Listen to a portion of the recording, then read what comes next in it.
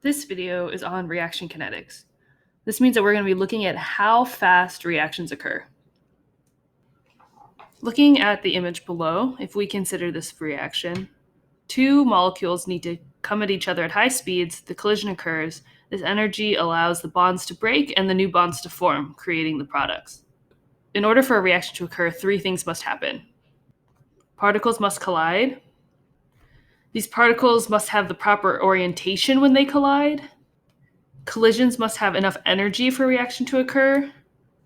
And this energy is called activation energy. So what do I mean by orientation? Orientation refers to the position of the reactant molecules relative to each other when they collide. If you imagine that you're trying to get a high five from a friend and then they end up hitting you with their foot, that's not considered a high five. And in this case, the high five would mean that the reaction proceeds, but if your hand hit the foot, the reaction would not proceed. So basically, if the molecules are not arranged properly, the reaction won't occur. In order for a reaction to progress forward, collision frequency is important. The more collisions that you have, the more likely that you're going to have a reaction that occurs.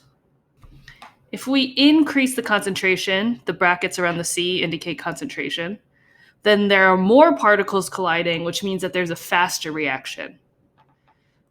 The opposite is also true. If we have a lower concentration, we have fewer particles, fewer collisions, and therefore a slower reaction. Does temperature affect reaction rates? Well, we know from kinetic molecular theory that the average kinetic energy of a molecule is directly proportional to temperature. And the way that we understood that was that as temperature increases, the speed of the particles increase. However, when the speed increases, not only do we have more frequent collisions, but we also have more forceful and higher energy collisions. Both of these factors result in a faster reaction. And the opposite is also true. If the temperature is decreased, the speed is decreased, we have fewer collisions, and there's also less energy per collision, resulting in a slower reaction. One way you can think about speed is if you have a car that hits another car at 5 miles per hour, there's really very minimal damage done. However, if they hit each other at a much faster speed, the damage is much higher because there's much more energy in that collision. What we're going to talk about now are potential energy diagrams. What this does is models the energy needed for a reaction to occur. We're going to call activation energy EA, is the minimum kinetic energy that colliding molecules must have in order to react. So on the x-axis, we have the reaction progress, and on the y-axis, we have potential energy. All right, now we're going to label the diagram. So EA, the activation energy, will be at the top of the hill. The EA forward is going to be the distance between the reactants to EA. So it's going to be this energy from the reactants all the way up to here. And remember that that's just an energy, so it's going to be the difference between this value and this value. EA reverse, not surprisingly, is going to be from EA to products. So we're going to go from here down to here. It's going to be this energy. The delta of H of the reaction is going to be the energy change from the products minus the reactants. So it's going to be from this line to this line. So what you'll see here is that our reactants are larger than our products, which means that in this equation, we're going to have a negative delta H reaction. The negative delta H reaction means that energy is lost during the reaction. That's typically found as heat. And this is an exothermic reaction. Reactants have higher energy than products. We lose energy as heat. We have an exothermic reaction. This one is exothermic. So here what you'll see is that the products are higher than the reactants, indicating that our delta H is actually positive. So energy is gained during this reaction, which means that we need more energy. So this is an endothermic. However, all the other values on this stay the same. This is still EA. EA forward is still from the reactants all the way up to EA. EA reverse is still from the top, the products.